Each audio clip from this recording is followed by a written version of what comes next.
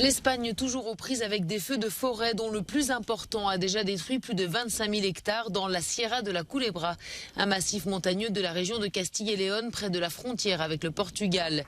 Les pompiers espagnols continuent par ailleurs à lutter avec acharnement contre plusieurs incendies en Catalogne et en Navarre. 600 hectares de végétation sont aussi partis en fumée dans le Var, dans le sud de la France. Cet incendie a été causé par un tir d'artillerie dans un important camp d'entraînement de l'armée française. Quelques 300 sapeurs-pompiers civils et militaires ont été déployés pour éteindre le sinistre. La vague de chaleur extrême et précoce qui s'abat depuis quelques jours sur le sud et le centre de l'Europe n'épargne pas l'Allemagne. L'incendie qui s'était déclaré vendredi dans le Brandebourg près de Berlin s'est encore étendu.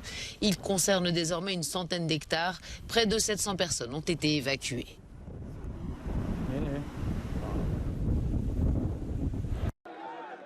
Plusieurs centaines de personnes ont manifesté ce dimanche à Tunis contre un projet de constitution.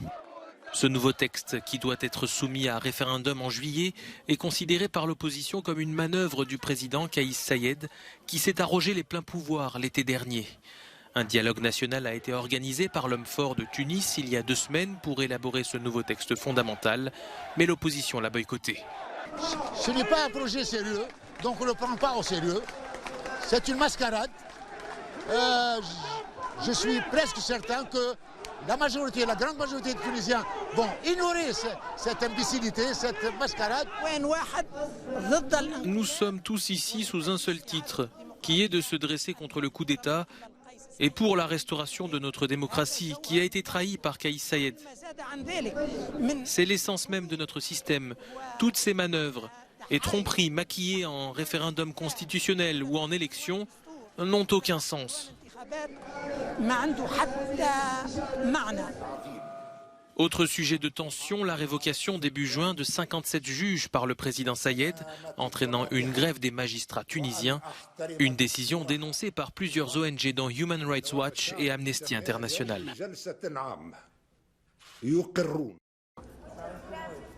Les Colombiens appelés aux urnes ce dimanche pour le second tour de l'élection présidentielle. Répartis entre 12 500 bureaux de vote, près de 39 millions d'électeurs vont devoir choisir entre l'opposant de gauche Gustavo Petro ou l'homme d'affaires indépendant Rodolfo Hernández. Un scrutin sous haute surveillance après une campagne électorale marquée par les invectives, des accusations en tout genre et la désinformation. Une élection qui se déroule surtout après une rébellion sociale et dans un contexte de crise économique profonde. Près de 320 000 policiers et militaires ont été déployés sur tout le territoire pour sécuriser ce scrutin qui se déroulera aussi sous l'œil de nombreux observateurs internationaux. Le résultat de cette élection sera celui de la volonté populaire. L'État, via le Bureau national d'enregistrement, protégera le vote des Colombiens et cela sera renforcé par le travail précieux des forces de police et militaires. Par ailleurs, tous les postes frontaliers terrestres et fluviaux resteront fermés jusqu'à lundi 6 h du matin, heure locale. Seules quelques exceptions seront autorisées, notamment le passage des Colombiens résidant dans les pays voisins.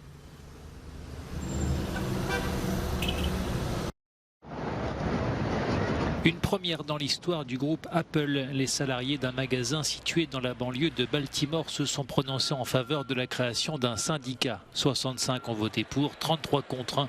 C'est la première fois qu'un Apple Store se dote d'une organisation chargée de défendre les intérêts des employés. Reste à voir si elle sera reconnue et entendue par la direction du géant de la tech basé en Californie. Des tentatives de décourager les employés de voter oui à la syndicalisation ont été dénoncées. La création de ce premier syndicat chez Apple fait écho à ceux tout aussi symboliques créés en décembre dernier dans un magasin Starbucks, puis en avril dans un entrepôt new-yorkais d'Amazon.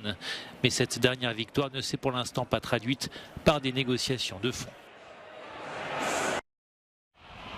Au cours des dernières décennies, l'Irlande est devenue l'un des pays les plus chers d'Europe. Les récentes augmentations des prix du carburant, de la nourriture, des loyers et de l'énergie pèsent sur les ménages qui ont pour beaucoup du mal à boucler leur fin de mois. Ce samedi, de nombreux Irlandais sont descendus dans les rues de Dublin pour exprimer leur colère, dans la foule notamment des retraités plutôt remontés. Des prélèvements sont effectués sur nos pensions de retraite pour compenser l'argent qui a été volé sur ces mêmes pensions par le gouvernement. Nous sommes face à une maltraitance financière des retraités sponsorisée par l'État. La hausse des coûts de la vie impacte de très nombreux secteurs d'activité, comme celui de la santé par exemple. Actuellement, nous avons beaucoup de mal à retenir les infirmières et les sages-femmes, en particulier dans les grands centres urbains, où le coût du loyer représente plus de 50% de leur salaire. Nous avons aussi beaucoup de mal à recruter des infirmières de pays non membres de l'Union européenne, car elles regardent leur salaire, prennent de grandes décisions de vie et réalisent ensuite que 50% de leurs revenus passent dans leur loyer et les transports. S'ajoute à cela la difficulté de trouver un logement à proximité de leur travail. Dans la fonction publique aussi, les fonctionnaires tirent la langue et ont bien du mal à joindre les deux bouts. La réalité est que les jeunes travailleurs que je représente aujourd'hui n'ont tout simplement pas les moyens de payer les loyers ou d'économiser l'argent nécessaire pour acheter un appartement ou une maison. Et cette situation s'est aggravée avec l'augmentation des prix des produits alimentaires et de l'énergie. Pour les organisateurs de cette manifestation nationale, la mise en place d'un budget d'urgence par le gouvernement est indispensable pour empêcher que la situation ne se dégrade encore plus. Les gens ont déjà perdu tellement d'argent. Nous faisons face à un nombre record de sans-abri. Certaines personnes doivent choisir entre manger ou se chauffer. Nous avons besoin d'un ensemble de mesures urgentes pour faire face au coût du logement et des loyers, au coût des produits de base et de l'énergie, et pour garantir que les augmentations de salaire et des revenus correspondent à la spirale de l'inflation. Cette manifestation a eu lieu ici à Dublin alors qu'un nombre croissant d'Irlandais sont de plus en plus mécontents face à l'augmentation du coût de la vie et à la diminution de leurs revenus. Tout porte à croire que si le gouvernement irlandais ne décide pas rapidement d'un mini-budget, ces manifestations se poursuivront à l'approche de l'hiver.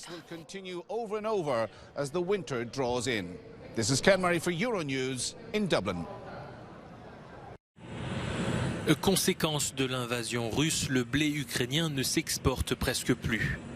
Les agriculteurs continuent tout de même de cultiver leurs céréales malgré les risques de bombardement. Avec le blocage des ports ukrainiens de la mer Noire, impossible de faire du commerce.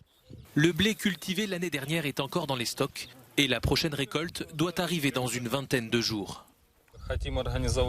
Nous voudrions nous organiser pour trouver un spécialiste de la logistique qui nous aidera ou mettre en commun nos fermes pour acheter des moyens de transport pour qu'on puisse nous-mêmes transporter notre production. Et les conséquences se font ressentir à plus de 2000 km de là. Au Liban, pays déjà en grande difficulté financière, 90% du blé consommé est importé. Mais le pays a aussi des problèmes d'infrastructure. Il y a actuellement environ 40 000 tonnes de blé dans le pays, explique le ministre du Commerce. Mais nous avons une situation très difficile car le Liban a perdu ses réserves nationales après l'explosion du port de Beyrouth. Mais nous travaillons avec la Banque mondiale, l'Ukraine et d'autres pays pour fournir du blé au Liban chaque mois. En avril, les boulangeries du pays ont même dû fermer pendant plusieurs jours face à la hausse des prix. Sur place, les professionnels du secteur craignent une crise alimentaire. Nous ne pouvons pas nier que la guerre entre la Russie et l'Ukraine a eu un effet sur le Liban et le reste du monde, mais le principal problème ici est le dollar. Nous n'avons pas de dollars au Liban. Si vous avez des dollars, vous pouvez tout résoudre. Des problèmes similaires se posent notamment en Libye et en Égypte, deux pays très dépendants des exportations russes et ukrainiennes. Un doublé français ce dimanche lors du Grand Prix d'Allemagne de MotoGP remporté sous une chaleur étouffante par le champion du monde en titre Fabio Quartararo. Parti en deuxième position, le pilote Yamaha a doublé dès le premier virage l'Italien Francesco Bagnaia qui a ensuite chuté au troisième tour. Un incident qui a profité à l'autre Français de la course, Johan Zarco.